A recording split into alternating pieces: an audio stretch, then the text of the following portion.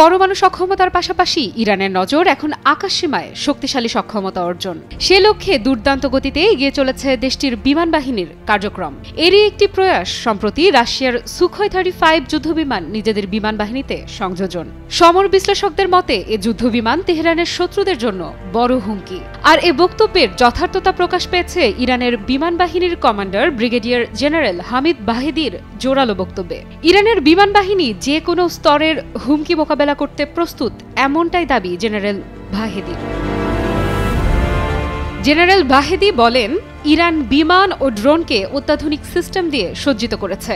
এ সময়ে ইরানের বিমান বাহিনী এখন আগের চেয়ে অনেক বেশি প্রস্তুত উল্লেখ করে তিনি আরও বলেন, সশস্ত্র বাহিনীর commander in chief Ayatollah Sayyid Ali খামেনির আদেশ পালনের জন্য বিমান বাহিনী আগের চেয়ে অনেক বেশি প্রস্তুত। ব্রিগেডিয়ার জেনারেল বাহেদি বলেন, যে কোনো স্তরে যে কোনো হুমকি মোকাবেলায় দেশের বিমান বাহিনীর রয়েছে উচ্চ পর্যায়ের প্রস্তুতি।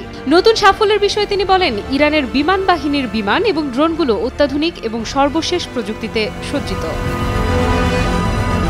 সঠিক প্যাড আর সঠিক তথ্য দিয়ে কেশু সামলে নিব এক হয়ে। Monalisa sanitary napkin. ইরানের নানা রকম অত্যাধুনিক সামরিক মহড়ার পর এবারে বিমান বাহিনীর এমন তোড়জোড়ে নড়েচড়ে বসেছে শত্রুরা, যেন প্রতিটা পরতে পরতে নিজেদের ঝালাই করে নিচ্ছে খামেনির দেশ। এমন প্রস্তুতি শুধুমাত্র শান্তিপূর্ণ সামরিক কার্যক্রম, তা বিশ্বাস করা ভার শত্রুদের জন্য। আফ্রিদা ইফরাত, নিউজ 24।